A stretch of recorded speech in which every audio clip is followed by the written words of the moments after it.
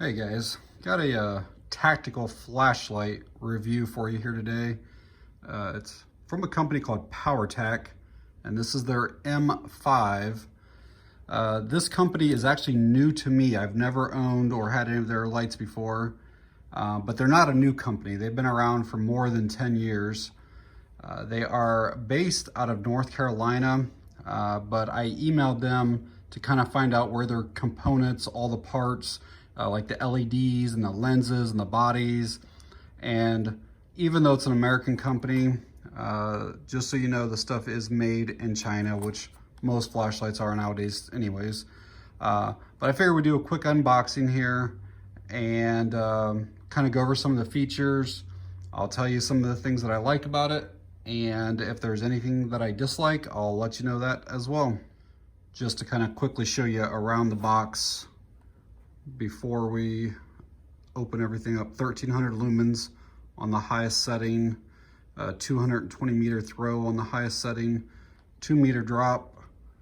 Looks like on the lowest setting, it'll do 25 days, which is like a Firefly or a Moonlight. IPX8 rating and 12,100 candela. There's the back of it. All right, let's get this thing unboxed.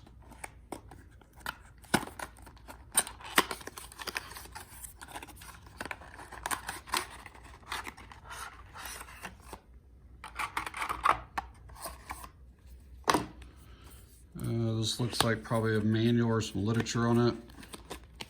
There's extra stuff in here too. So, some type of giant key ring. I'll have to look what that's for. And then like a smaller one, extra O-ring, some stickers, and then there is the manual. Down here you got a lanyard. You have a charging cable. Flashlight itself, looks like there's a pocket clip on it. And I'm not sure if the battery is included or not. So there is some stuff on it already. That might just be like a powder, so I'll have to see if that'll come off. So I'll let you know on that here in a bit. Light is pretty small. Let's see if there's a battery. Yes, there's a battery.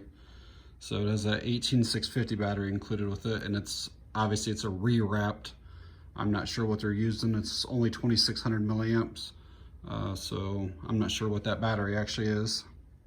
Wanted to quickly show you the dimensions and the weight in case any of you are interested in that.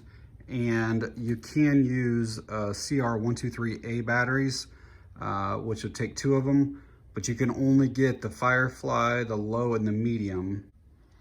All right, I'll give you some up close video of the light here itself. It does have a rubber tail switch. This knurling that's on the tail here, on the body, on the head, is probably the most aggressive that I've ever seen on any flashlight. It is almost like a file. It is so aggressive. The pocket clip, it looks like it is reversible, or so you can have it to where the bezel or the lamp is down, or where the lens is up if you would prefer to carry it that way. One thing I just noticed is that the box, it looks like it shows that being like a stainless. Yeah, that's definitely stainless around there, like on the inside, but this is clearly black all the way around. So maybe they've changed the design, but yeah, that's definitely like a nickel or a stainless. It's black on the outside, but stainless on the inside. And that is all black.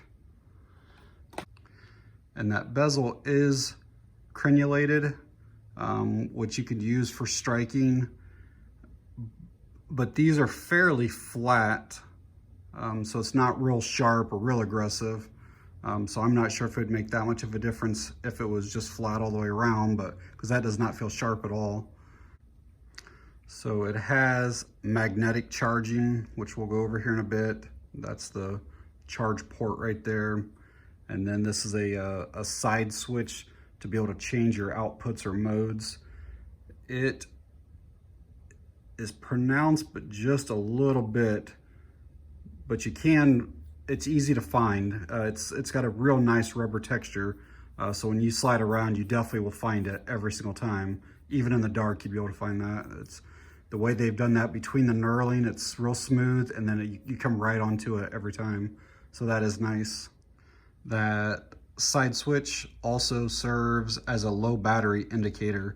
The manual does not say at what level, like if it's a 2.8 volts or 2.9 volts. It just basically says as your battery starts getting depleted, this will turn red to let you know it's time for charging.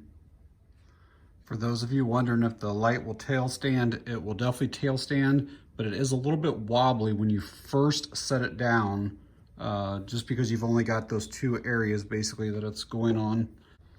All right, we'll quickly go over charging here. So basically you got your magnetic end. You can see there's a little nub right there in the center of that. Everything here has to be kind of aligned just about perfectly, and it kind of seats in there. But I'm gonna be honest, like it doesn't seat in there well. And if you're off by just a little bit, it moves around a lot. This is not my favorite magnetic charger for sure. Now the good thing is you can charge it externally. I do not like that charger at all.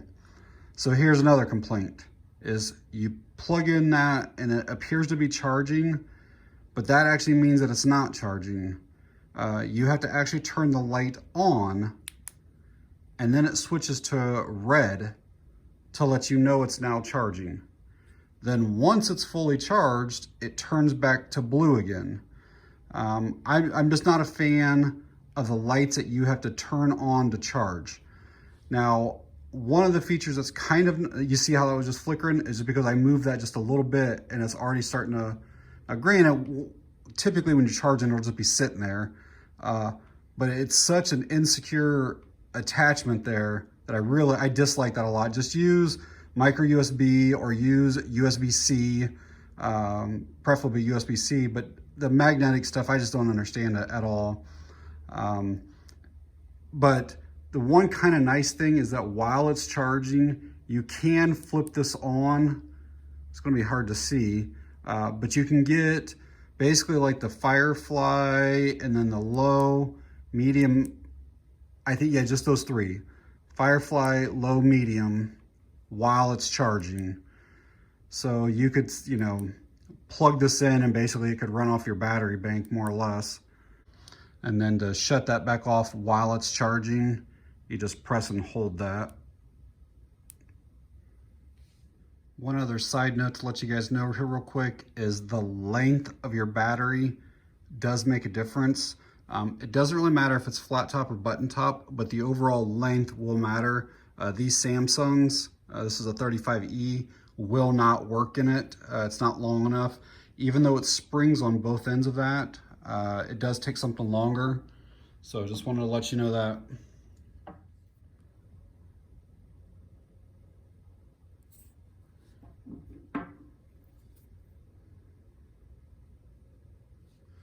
All right, as far as operation of the light, it does have what I prefer in a flashlight. So basically you turn it on from the rear tail switch, and then you change the modes with the side. So we'll click to turn on, and that's on that Firefly mode right now. And one thing I will show you is that you can just half press and get the light. And I'll show you that better whenever we get to the higher levels. But so we're on there, and then if you want to change your output, so one press goes to low. You can see it's got a really nice, really defined hotspot, but you can also see the edges right there as well. So I'll try to get some nighttime photos. It's kind of hard with my phone, but you'll still get an idea of what this can do. So that's medium. You can see how much that bumped up. That's high, super bright. And then turbo is the 1300. And that is like blinding. That is like blistering bright. And then one more press will go into a strobe. So strobe warning. and it looks like it's a constant rate strobe. There's also another way to get to that strobe. They call it like direct access, but the light has to be on, so I don't consider that direct access. But basically you turn the light on any level, and then basically you hold this for just under a half second, and then it goes right to the strobe. So you have to hit 2 buttons to get to the strobe, but it's still quicker than cycling all the way through, you know, all of the buttons. But it would be nice if you could get right to strobe from the rear here. I've had this Olight M2T Warrior for, I don't know, probably 2 or 3 years. And one of the reasons that I really like it is that you can go basically from like a turbo mode from the rear button here. So you can go from a turbo mode and you can just press it harder and then go immediately into the strobe. I love that about it. This has been my bedside light for, like I said, 2 or 3 years. You can also turn it on. So like, let's say you hear something and you want to be, you know, you don't need the full brightness. So you want it on a lower mode and you're searching stuff. And then you can immediately go to a higher mode from the rear and then immediately into the strobe again from the rear, even though it started on a low mode. So I really like that about that a lot. I kind of wish they integrated something here. Another light like this one here, this is by a company, Brennite, their rear button, you can go and basically get any level that you have it set on, but you can press it twice and go right into the strobe just from that rear. So I kind of wish that button was a little bit different on that. One other thing I'll say about this that I've kind of found through playing around with it is you can kind of see how the rear button is basically exposed right there. But then obviously from the sides, it's not. And if you pick it up, you know, let's just say you pulled it out of your pocket and you were on the side, it's actually kind of hard because your thumb hits that and it doesn't hit the button. So you kind of have to like go over and push in, and it's kind of weird feeling. If you're from that side right there where the cutout is, it's no problem at all. I mean, you can hit it easily every single time. But if you pulled it out and you're over at the side, it does get to where you got to push harder, and it's like a weird angle for your thumb to get to that. I can see if you had on gloves, that being an issue, that you would have to make sure that you were kind of in the right spot on that each time. It's just, I don't know, I don't really like the design of that. Not bashing the company. I mean, this light's been around for a year or two. So I'm sure they've got tons of feedback from customers and, you know, law enforcement and people who use it. I don't know, it just makes it a little bit harder to access that rear button the way those are right there.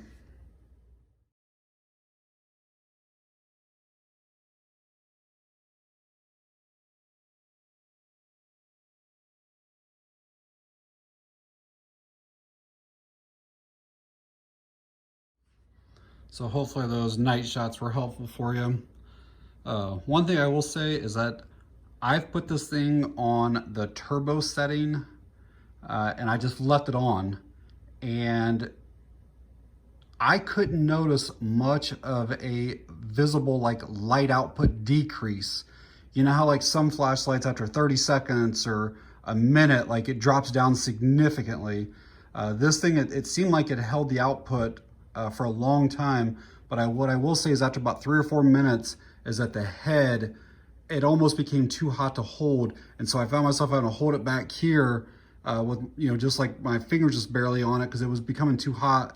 And after about 5 minutes, I shut it off because like the whole body was getting pretty hot, and to me it wasn't usable because you couldn't hold on to it. But the light still stayed on, even on that turbo setting after 4 or 5 minutes. So kudos to them for that. That's pretty impressive. So this light comes in right about 50 bucks on Amazon, and I will post a link below. I think it's worth that. I do not like that magnetic charging. That's probably my biggest complaint about the whole entire thing. I really like the overall size of it. I like the design of it. The texturing or the knurling on here is awesome. I love the 2-button, you know, on here, change modes here. I really like that a lot. So just the build quality seems fantastic with it. Besides that magnetic charging cable, I also dislike how you have to turn the light on to start charging it. I just think that's weird. But I do like that you can use it while it's charging. I really like how it can maintain that high-end turbo without stepping down. That's an awesome feature of it. Now, I didn't test it, so I can't verify it, but it shows that it has a Picatinny rail mount. So because it has springs on both ends, they're claiming that it should be able to withstand the recoil of a rifle, or it doesn't say shotgun, but I assume that as well. But yeah, overall, I really do like it, and I would recommend it, but I would definitely have an external charger. I do not like that design of that magnetic charger on it, but overall, it is a pretty fantastic light. I had mentioned at the beginning of the video that there was like some type of, I thought it was maybe like scratches or something on there. I think it was some type of powder or like cotton fabric or something, but it ended up basically wiping off and there was no issues anywhere on it. So, but yeah, overall, pretty sweet little light. So I'd like to thank PowerTac for sending this out for me to take a look at. That's it on this one, guys. Thanks for watching. I appreciate it.